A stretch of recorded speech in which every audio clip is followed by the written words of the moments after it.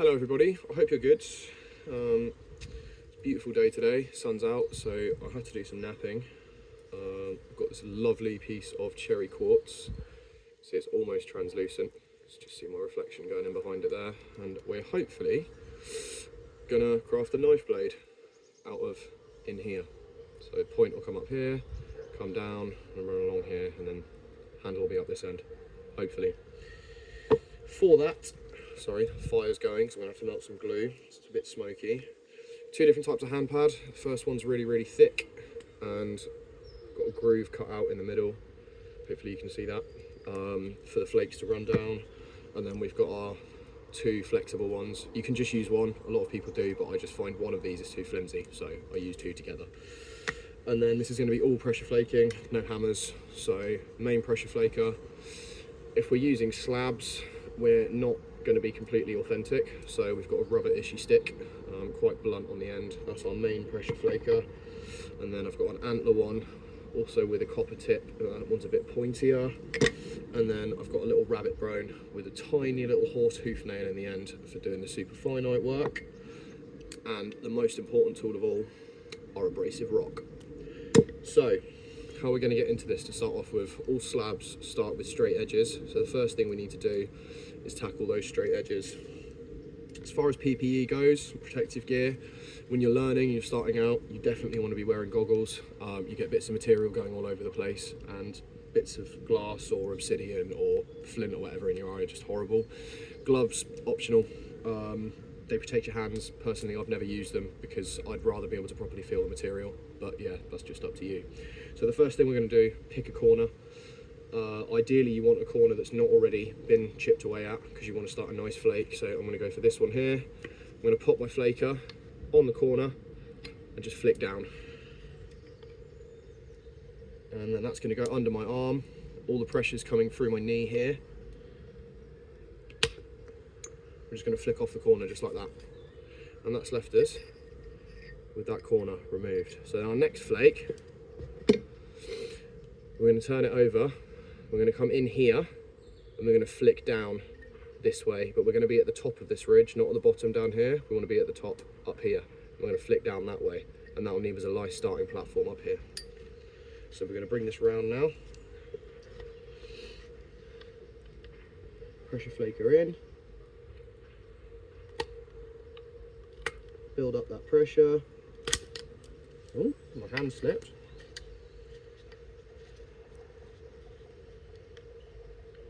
Build up that pressure and flick. Cool. So that's left us with a really, really low down point. So we're now, come in here, flicked off there. We're now going to flip this over, come in here, and flick this way. Again, making sure we're at the top of the point, not down the bottom. So we're going to bring this up this way, get the top of the ridge in, push, and flick. And it's leaving us a really, really, really big zigzag. So if I hold it up to the camera, hopefully you can see a really steep zigzag forming in the ridges. So we're going to roll the whole way along, all around the edges doing that. And that whole time,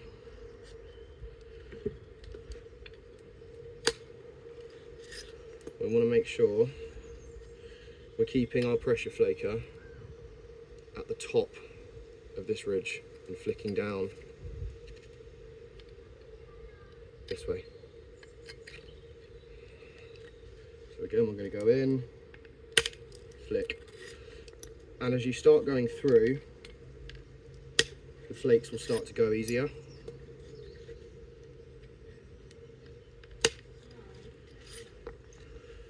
The first one's always the hardest.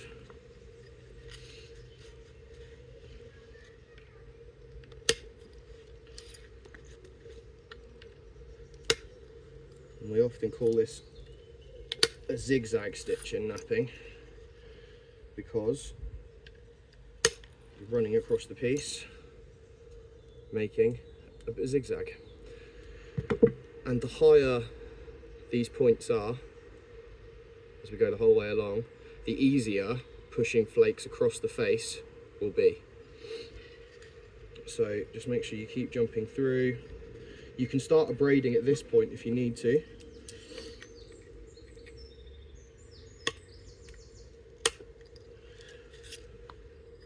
Right. Generally, before you strike any surface, you want to abrade it. In this case we don't need to because the edges are all super square and really strong. But if you think maybe, oh, maybe I should abrade it, abrade it.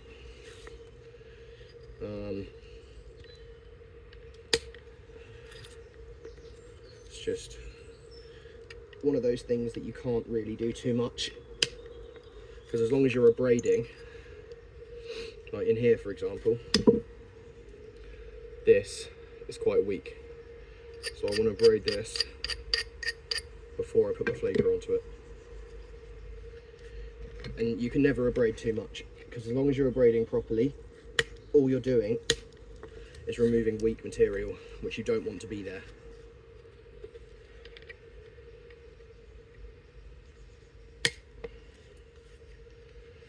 So we're almost at the point now where we've reached the end of one side.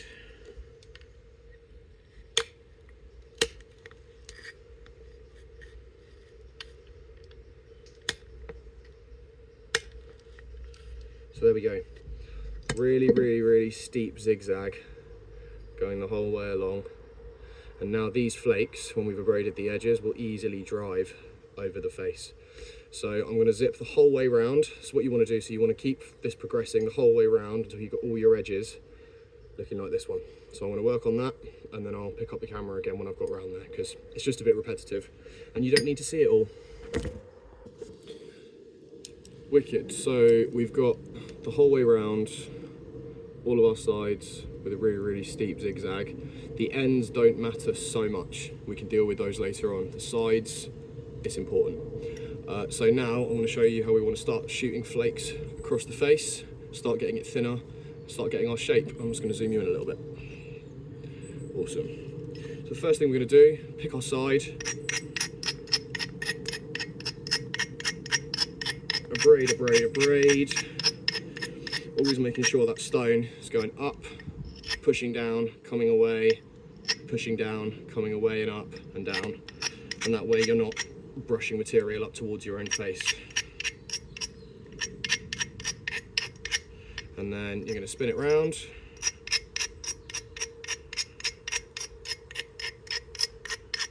You also notice I'm abrading this edge. I'm trying to avoid abrading that bottom edge, so my abrade is coming this way across the piece like that. So now we've abraded this side, so we're going to flip this over, send flakes this way. You always abrade and then flip and then push or hit, whichever it is that you're doing. So we flipped it over, going to get our hand pads, and now this is the important bit. This is where we've got to try not to snap it in half. So our fingers are going to move from here to the back, and our pressure flaker, it's not flicking down anymore, you're pushing towards your own fingers. So you're going to connect these up like this, and you're going to push the pressure flaker straight through towards your own fingers. Piece keeps slipping out of my hand, standard.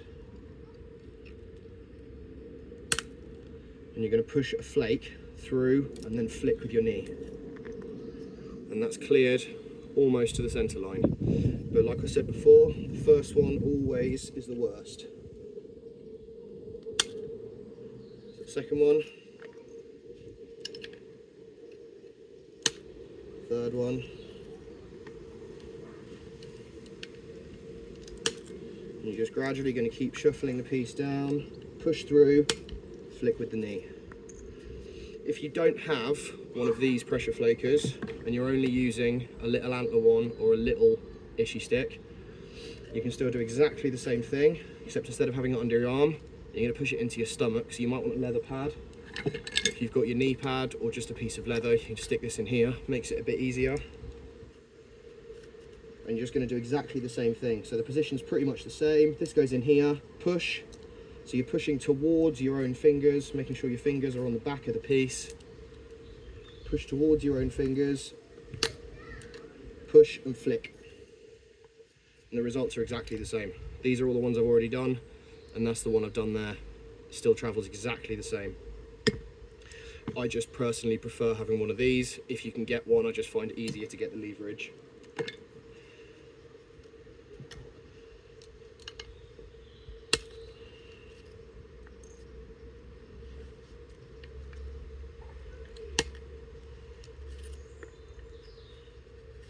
So we're going to keep running the whole way up, pushing our flakes through. And the reason we want our fingers on the back and not on top, especially as the piece starts thinner, it gets really easy to snap it in half. And if all your force is going, so that one shot the whole way across, which now isn't a problem. Later on, we don't want that to happen because it will get too thin in certain places. And you can negate that by just putting slightly less pressure through your pressure flaker. So I just put too much force through then. So that's that one side, whole way up, all cleared, really, really even flake scars. So now we've already abraded here. So we're going to flip this back over and come at it from the other side. This goes back into our hand. I'm going to start at the top this time. Looks like the best place to get purchase. And it's also worth, sometimes you don't need to, abrading the side you've just done, because that's going to be going into your hands.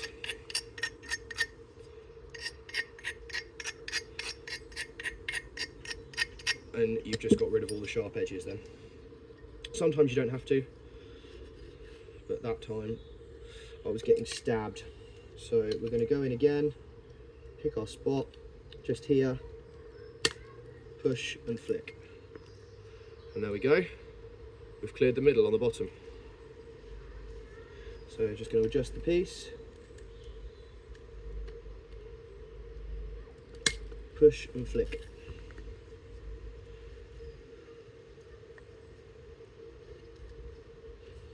Adjust, push and flick. So you get teeny tiny little shards in your hands. It's an occupational hazard.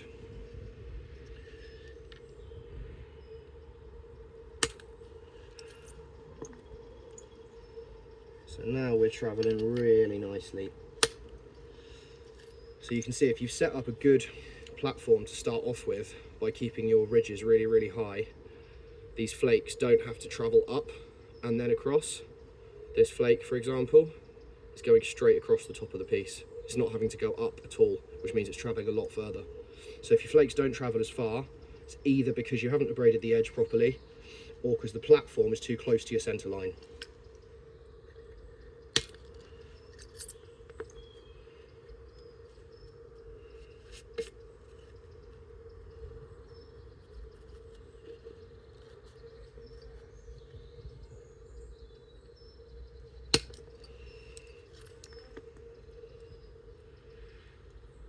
You often get these little fingernails, and you can sometimes just get your fingernail underneath them, just like that. It lifts off.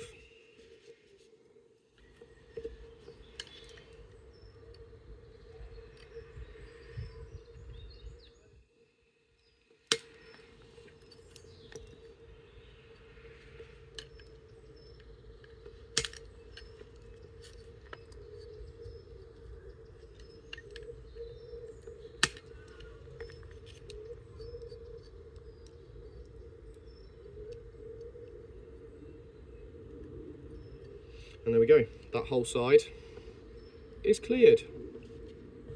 So now we're going to flip this over.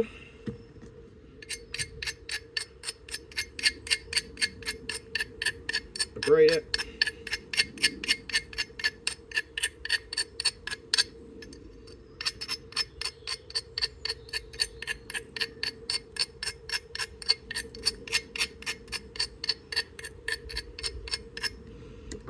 And then flip it back over.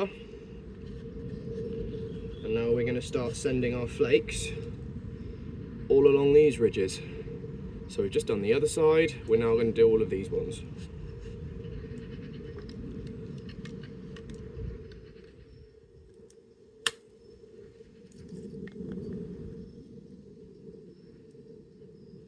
nice. So we've picked a ridge, pushed the flake across, and they're shooting really, really nicely now.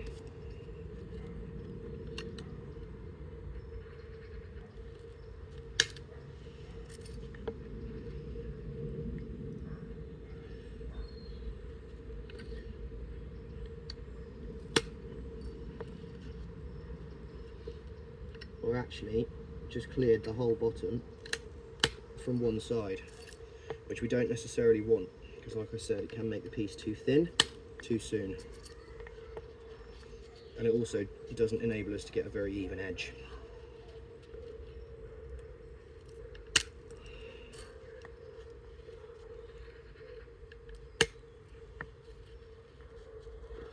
So we're just gradually going in, pushing together, little flick with the knee.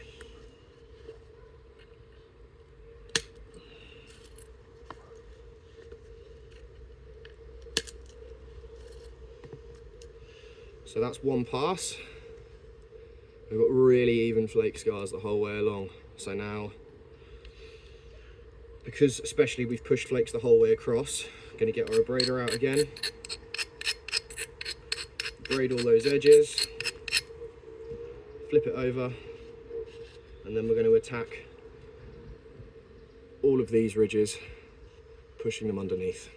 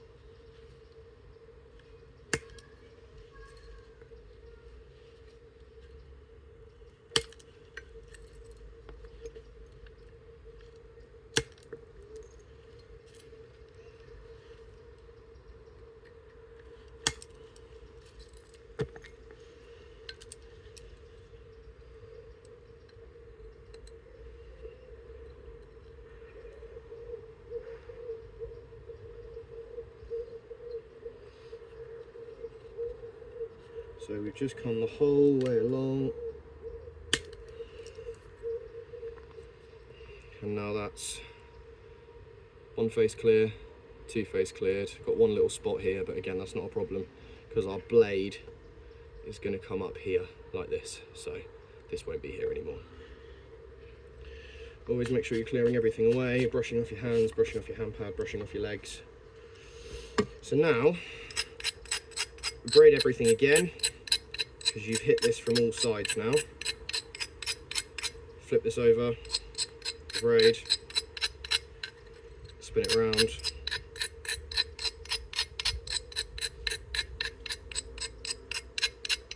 flip it over. So now we're going to do our second pass, and you can see the light coming through that now. It's absolutely gorgeous. We're going to do our second pass, and that will probably end up determining, although I think I've already decided where the blade's going to be, that will determine where the blade ends up in terms of where the point is. So if the point's this end or this end, and which end we cut a notch